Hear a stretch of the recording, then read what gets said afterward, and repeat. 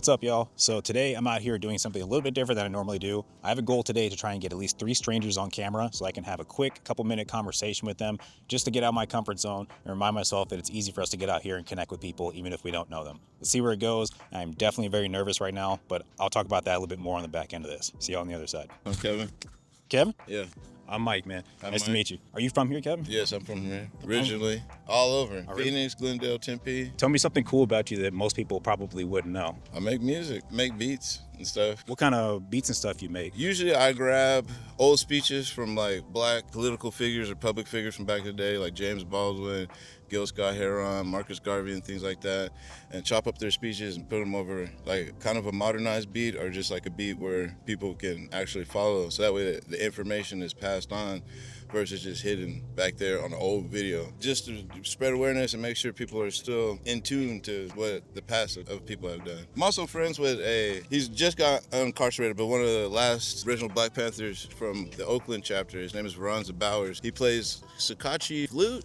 Okay. But it's handmade out of Japanese bamboo, so it's like a flute that has a bass basically, so you can actually feel it. Dogs connect with it, everything. I guess it's supposed to unlock like your third eye, so when you hear it, you'll feel a lot of like, I guess, brain function. That's something I'm gonna have lunch with him tomorrow. That's one of my relationships I like to have, just, you know, meeting older black men to gain understanding of the past, so that way I have the information to go further into the future, you know what I'm saying? That's awesome. And not forgetting where we came from. What was your inspiration for wanting to do that? Was like, did it come from you, or did you have like any type of mentors or people that kind of pushed you to do something like that It came too? from me because, you know, speaking with friends and stuff, I talk about black culture all the time. And currently with black culture is more corporate, or more, we get one of your best people to sell you some product. I've always looked back to the past in order to gain understanding of how we got here and why we got here. So I've always been into jazz, into blues, into just old music that is forgotten about. Funk, soul. There's a lot of artists. Nobody listens to Tracy Chapman. And you listen to Tracy Chapman's music and she's speaking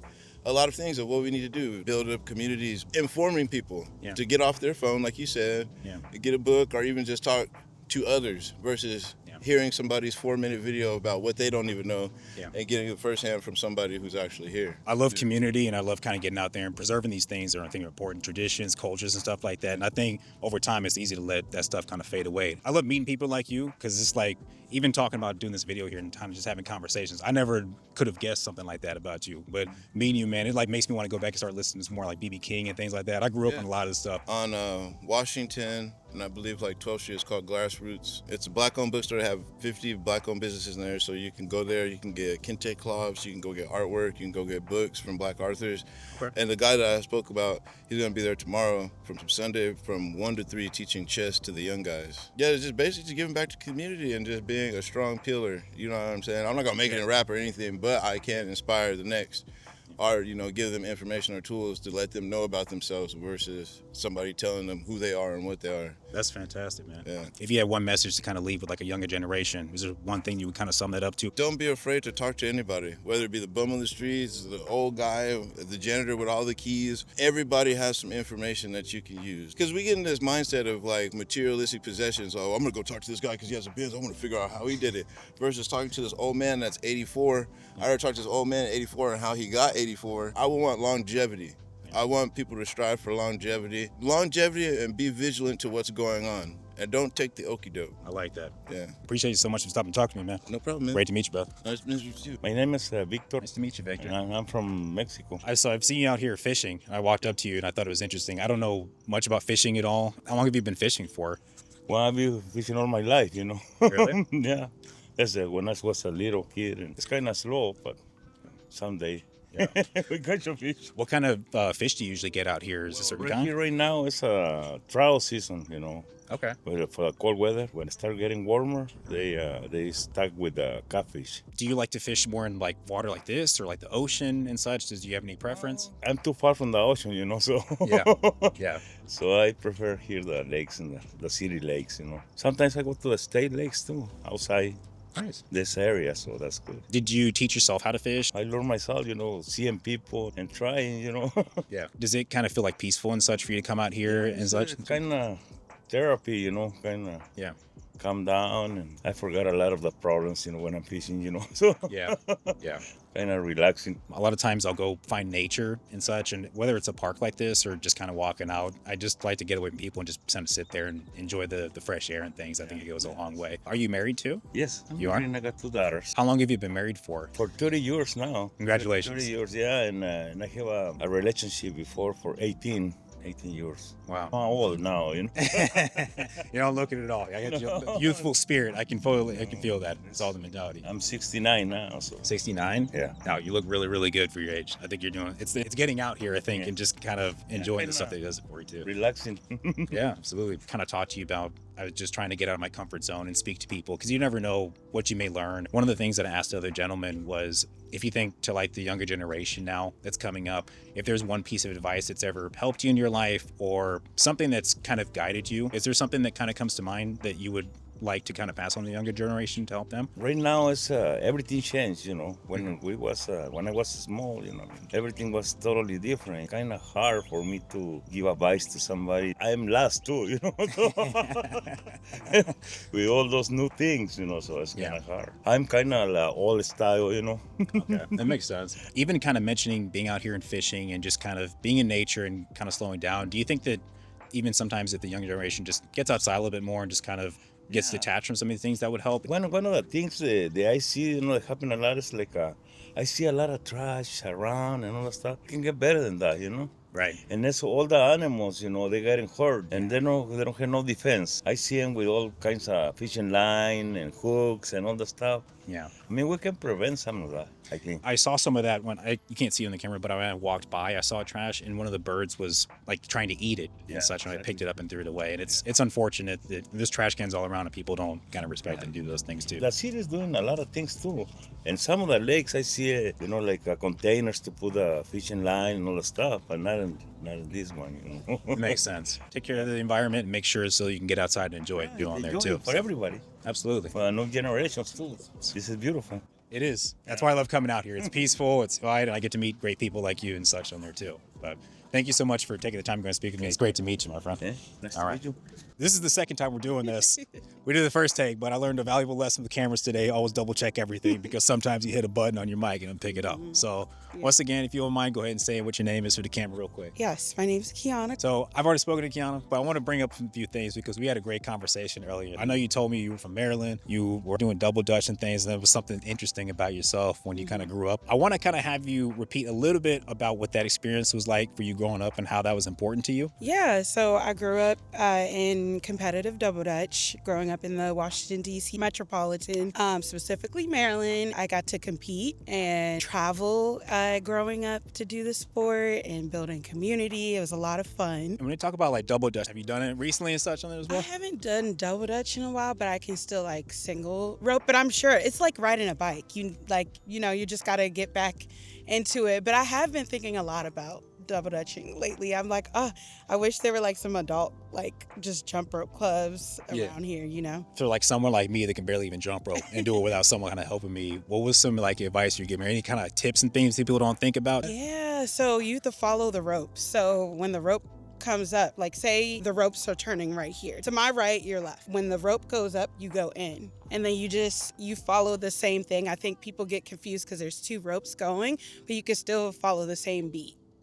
Or a rhythm as you're jumping. So it's pretty normal for people to jump in there and kind of struggle for a little bit Yes. and things too. You think people kind of give up too early and they have a lot more in them and such when it comes to that? But I think it's such like a communal sport that there's so much encouragement in it that like whoever's turning the ropes will not let you leave without at least getting a few jumps in and figuring it out. I know that you mentioned why it was important for you to kind of grow up and such. Would you mind touch on that again? I think it was important because it allowed for me to like build community, like form routines, learn more about my health and being able to explore and it all and have fun. I know we talked a little bit about community and things and some of the kind of the similarities we had with kind of moving, starting over in a new community and meeting new people and adjusting and such. Would you mind kind of talking about make the decision, I guess, to move out here? And I moved to Arizona about 4 years ago. It'll be 5 years in August of this year. Yeah. I moved because my fiance moved. We were still just dating at the point. I mean, we were still dating, but like we weren't engaged at that point. And he is an entrepreneur. He wanted to just be able to jump outside of his comfort zone. And he always wanted to move to the West Coast, and Arizona seemed like a good place for him to be.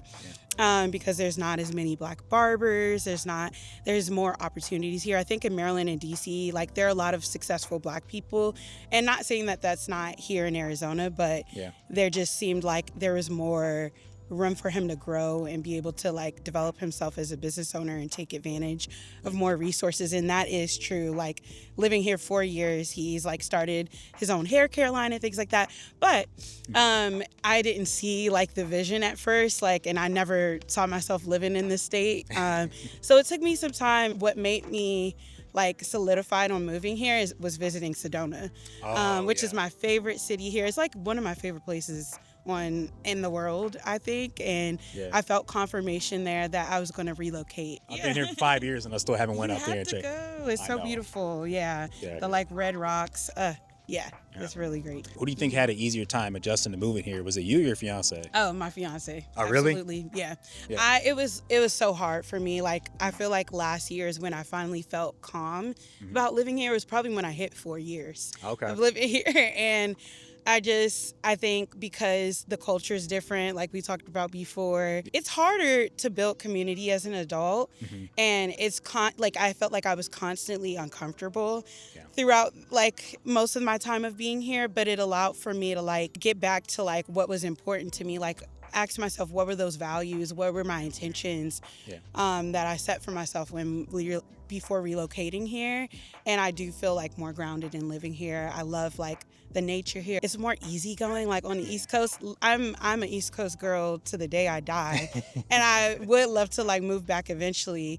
But like for the time being, it's nice. Like people are more aggressive there. You know, we don't get as much sunlight on the East Coast here. It's brighter. People are more nicer and friendly. Wellness is so much more bigger here, and I love all those things. I'm saying in the East Coast we don't care about our health, but it's just West Coast is known for like health and wellness and all the things. So I think like reminding myself of all those things is like, wait, no, I do like living here. You talked about comfort zone and kind of how it relates to what we've been talking about here. Would you mind kind of reiterating that too? Of course, yeah. So I think it's important to get yourself out of your comfort zone. That is the best advice. I feel like I've been given, like, seize the day, carpe diem. If there's something that you want to do in life, it's going to take some uncomfortability. Like that's part of it. You can have more ownership and like be more proud of like where you are today because of like the journey that it took for you to get to where you are. I think it's important for young folks to understand like being able to like ask yourself in that uncomfortability, like remind yourself of like what were your intentions, like circle back to that, and if it's leading to that, that's great. And also identifying if it's uncomfortable or do you feel unsafe, and separating the two, because unsafety, we know, like don't put yourself in unsafe environments, but if it's uncomfortability, that's okay. Like they're growing pains. Like that's why we say growing pains, because in order to grow, you have to be uncomfortable. You know, life isn't about being complacent. This world is too beautiful for you to just be staying in the same spot. You know, if it is staying in your hometown, that's fine, but do things that challenge you and stimulate you and allow for you to grow and make your life so much bigger and greater. I couldn't have put it better myself. And not only did you put it great once, you put it great twice and such on it too. So you're a blessing, and thank you so much for stopping and doing it again. Sorry I dropped the audio, but you've been awesome. I'm glad we could do it again. Awesome. Great to meet you. Thank you. Okay, I made it through. It was scary when I went ahead and started this video. My nerves were through the roof, but I got it done. And I'm so glad that I did, because the way I feel now versus the way I felt at the beginning of the video are completely different. I think if anything, I wanted to get outside my comfort zone just to speak to people and see what would happen. What's interesting is when you talk to people, you have no idea what their story is. I think a lot of us look at other people and we think we understand them fully, but we never give them a chance. We don't talk to them and try to get to know a little bit more about their inner world. Even if you think you're average, I promise you you're not. And there's some people out there that would think you're exceptional and be really, really fascinated by what you have to offer in conversation or anything else you may have to offer. The more you get yourself out of your comfort zone, the more you just have conversations with people, you have no idea who you're going to run into, the doors that may open up for you, for them, or that may take you in your life. And that's something that I want to do moving forward in this channel, to get myself out of my comfort zone, keep having these conversations and see what types of people we can meet. Hopefully this can inspire you to get outside and do something like this too. And just like I did today, I met Victor, Kevin, and Kiana. I think that these are three wonderful, completely different people that all had something really great to offer too. And shout out to Kiana for doing that twice. I definitely messed up and learned a valuable lesson today with my audio. always double check everything before you set out there to record, because I had a fascinating, incredible first conversation with her. When I went to check the footage, I realized all the audio was not there because it was muted on the transponder, transceiver, whatever this thing's called. Just by the grace of God, she happened to be walking again and did one more lap around the park. I ran down, stopped her, asked her if she would be willing to do this again, and she did it. I couldn't say thank you enough for that too. But thank you for everybody that was part of this video. I really appreciated all the conversations I had. Look forward for more of these things coming to the channel. Take care. Hope you have a great day. I'll see y'all in the next one. Peace.